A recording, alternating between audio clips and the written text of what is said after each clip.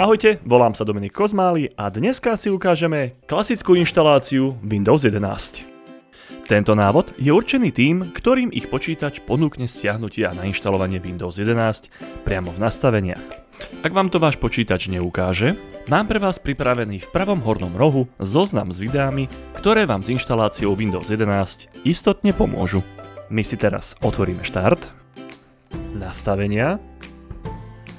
Pre klasickú inštaláciu je úplne v poriadku byť prihlásený v akomkoľvek konte, či už je to Gmail alebo Outlook. Klikneme si na políčko Windows Update. Ak nás tam čaká nejaká aktualizácia, dáme počítač reštartovať a po reštarte sa vrátime naspäť do nastavení. Následne klikneme na veľké modré tlačidlo Stiahnuť a nainštalovať. Proces stiahovania bude trvať nejakú hodinku a pol až 2, preto si to my pre účely tohto videa zrýchlime. No a kým čakáte, môžete kliknúť na to krásne červené tlačidlo odoberať. Ja budem veľmi rád a vás to nič nestojí. Keď sa nám inštalácia Windows 11 úspešne dosťahuje, zobrazí sa nám tlačidlo Reštart. Klikneme si teda naň a to bude trvať zhruba ďalších 15 minút. Preto si to pre účely tohto videa opäť zrýchlime. Od počítača môžete pokojne aj odísť, všetko sa bude robiť samo. Ale čo sa samo neurobí, je lajčíček na toto videjko. Ja vám za ňo ďakujem a keď sa vám ukáže takáto obrazovka, stlačíte medzerník a do okienka s názvom PIN zadáte váš aktuálny PIN kód, ktorým sa normálne prihlasujete do počítača. Ak nemáte PIN kód žiadny, automaticky vás systém prihlási a uvidíte slovo Vitajte.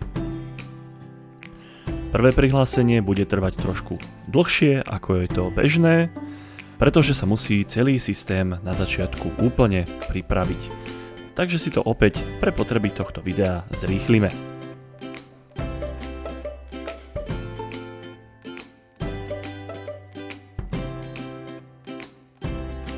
Pri úplne prvom spustení sa vám najskôr otvorí ponuka Štart, aby sa vám predstavila v novom šate.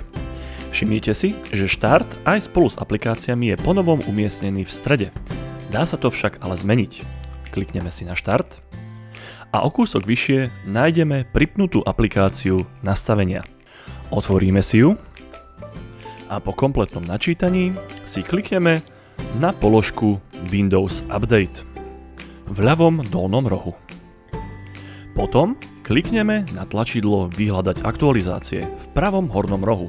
To bude trvať v závislosti od rýchlosti vášho počítača a internetového pripojenia zhruba 25 minút. Medzi tým, ak vám niečo nie je jasné, alebo by ste sa chceli opýtať, pokojne to napíšte do komentára dole pod videom a ja vám s radosťou odpoviem. Tak, po stiahnutí všetkých aktualizácií sa nám ukáže tlačidlo Reštartovať, na ktoré si klikneme a to bude trvať zhruba 5 minút. My si video zase zrýchlime, aby ste nemuseli čakať. A po zobrazení úvodnej obrazovky sa opäť prihlásime tak ako predtým.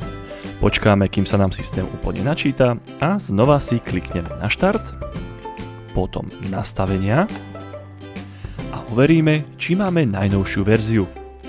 Klikneme si opäť na Windows Update v ľavom dolnom rohu a na tlačidlo Vyhľadať aktualizácie. Počas toho, ako sa nám vyhľadávajú aktualizácie, si klikneme na Systém, zídeme trošku dole nižšie, na políčko Informácie, opäť zídeme trochu nižšie a všimneme si, že máme úspešne nainštalovaný Windows 11 Home vo verzii 24H2, ktorá bola v čase nahrávania tohto videa najnovšia pre tento počítač. Vy tam už pravdepodobne budete vidieť verziu 25H2, prípadne novšiu. Vrátime sa na Windows Update a posledný krát si klikneme na tlačidlo Vyhľadať aktualizácie. Ak systém ešte nejaké nájde, nainštaluje ich a ak nie, zobrazí sa vám tam takáto zelená fajka, čo znamená, že máte systém aktuálny.